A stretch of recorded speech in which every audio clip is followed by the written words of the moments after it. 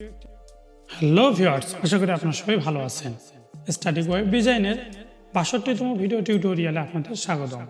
এখানে আমি আলোচনা করব ইউজ অফ টেবিল ক্যাপশন।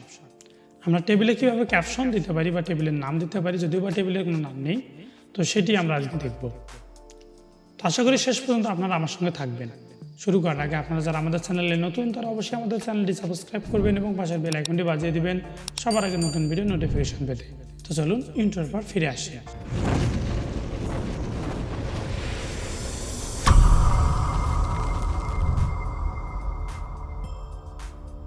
তো ভিউয়ার্স, বরাবরের মতো আপনারা আপনাদের নোটপ্যাড প্লাস প্লাসটি ওপেন করে নেবেন। না এখানে আমাদের গত পর্বে ছিল আমাদের টেবিল একটা তৈরি করাই ছিল, বাট এই টেবিলের উপরে আমরা ক্যাপশন দেব। তো টেবিলের উপরে ক্যাপশন দেওয়ার জন্য এখানে একটা ক্যাপশন নামে ট্যাগ নিতে পারি। এটি হচ্ছে ডাবল ট্যাগ। এটিও একটি ডাবল ট্যাগ। আপনারা ক্যাপশন ট্যাগটি নিয়ে নেবেন ওকে। এর ক্যাপশনের মাধ্যমে আমরা এখানে নাম দিতে পারি, যদিও বা টেবিলের নাম নেই, আমরা প্রথমে বলেছি। তারপরেও টেবিল নেম ওকে।